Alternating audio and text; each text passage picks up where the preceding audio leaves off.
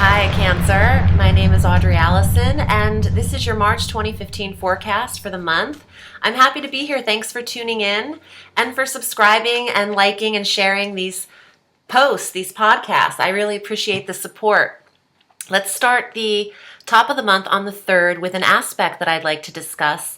The 3rd of March, we're going to have our grand fire trine, or some of it. Jupiter is trining Uranus, Jupiter in Leo, Uranus in Aries. Now, Saturn is in Sagittarius, but this trine is at an exact 14 degrees of Jupiter and Uranus, affecting your second house of money and your 10th house of career.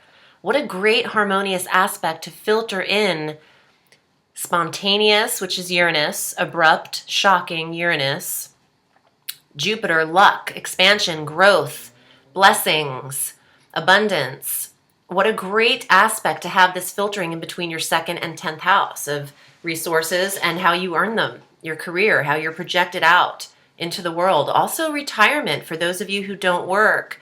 The 10th house of career is also retirement and title, status, how you are seen.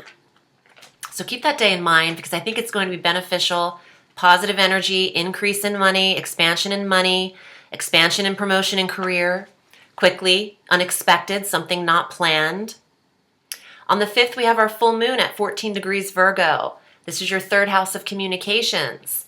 Now, the full moon is bringing something to an awareness or an ending, something that is seen, something that is hidden can now be seen in your communication style, but this is also the 3rd house of siblings and neighbors and local areas, local travel, the neighborhood.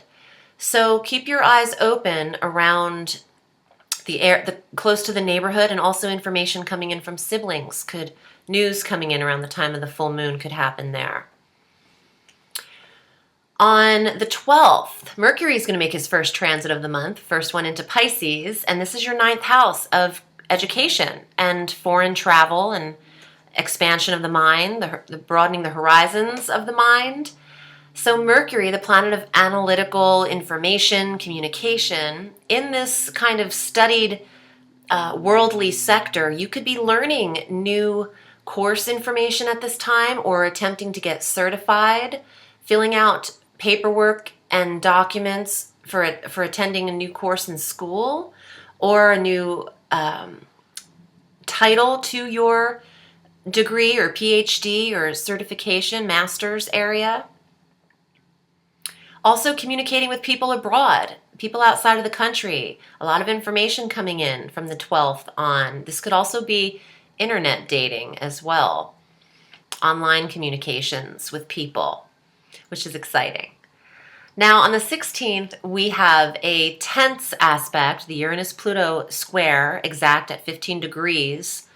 It's the final square, but it will linger for a few months. But this square, this tense energy on the 16th is in your 7th house and your 10th house, and between those areas, the 7th house of business partnerships and the 10th house of career, or the 7th house of relationships and the 10th house of career or retirement.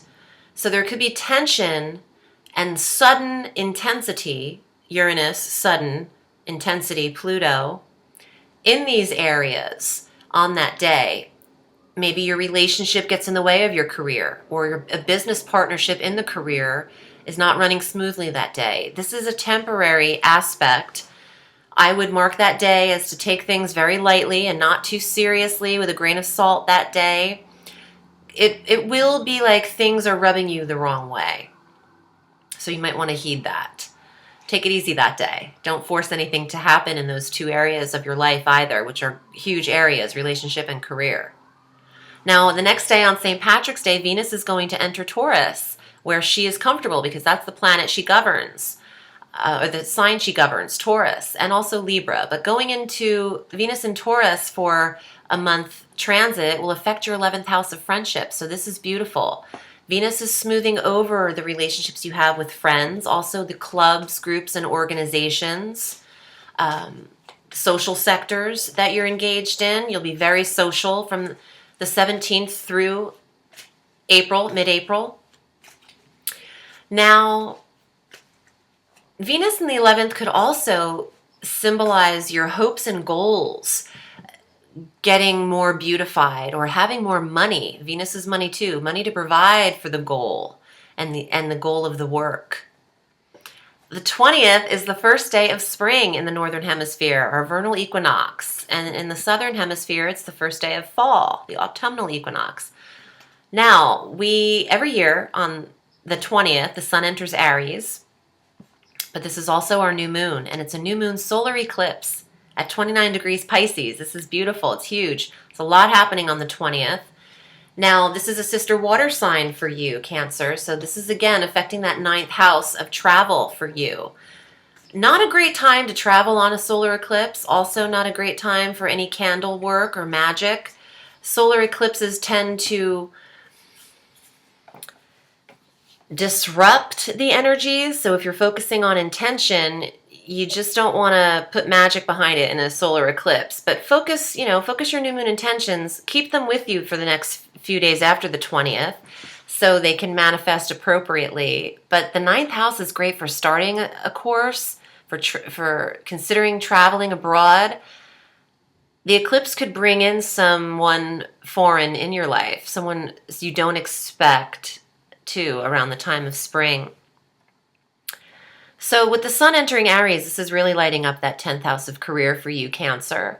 And Mercury on the 30th will follow the sun and enter Aries as well. So your 10th house will be conjunct the sun and Mercury. And the new moon there. So there's a lot of energy. I think that you're going to have a very strong focus on the career, the 9th and 10th house this month.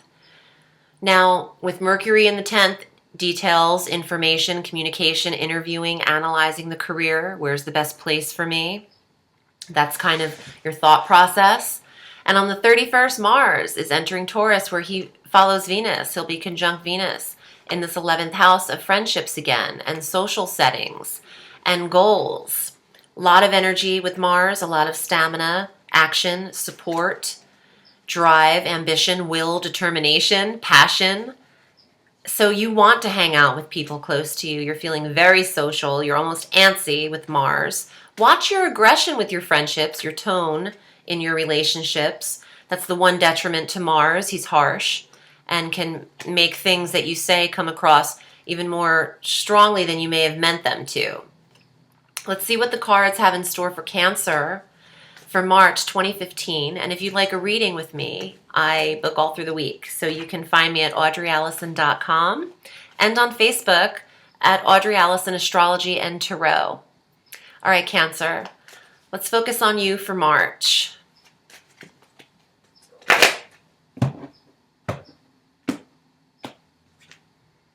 The Lady of Swords, music, poetry, writing, creative expression, messages, death, change, transformation, regeneration. The Ten of Cups, the internet, communications, the interconnected still, but also something to celebrate, celebration. And the Star.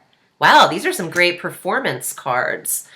And these also fell out that I'd like to discuss at the last. The Magician, which is a major arcana card after the Star. The Ace of Swords, which is positive thinking and wisdom and a bright idea. And the Lady of Cups, your intuition, following your intuition. Okay, for those of you artists out there, whoever's making a record, whoever's working behind the scenes of putting this mastermind endeavor together, an invention, a book of poems, an album, writing, artistry, paintings, gallery work. You're being transformed through this experience. There's a cathartic, karmic experience happening with this expression, the Lady of Swords. And this could reach a lot of people. This could reach the Ten of Cups, beautiful celebration about the birthing of this, the rebirth of this project. And honestly, the Star card is your 10th house. It's the recognition, it's fame, it's fortune.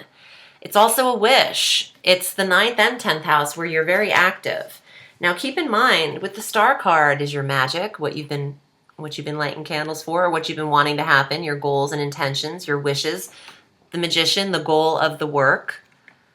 Keep positive. Keep your intuition focused and always remain positive in the mind.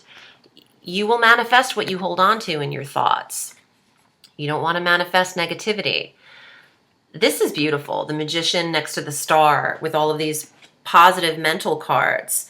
I wouldn't worry about this. This doesn't mean you're going to die this month. This means things are changing within you due to some kind of mental thought or expression. Now, for those of you who aren't creative as a Cancer, which is rare, music and reading materials could be healing to you. You could come across a body of work that you hear or see that's stimulating to you, that actually helps you break through barriers that you need to transform from the Death card, transforming into this, into the Star. This is a beautiful month, Cancer. My name is Audrey Alison. You can reach me at audreyallison.com. I'm wishing you a beautiful month and a sweet day. Thank you. Bye.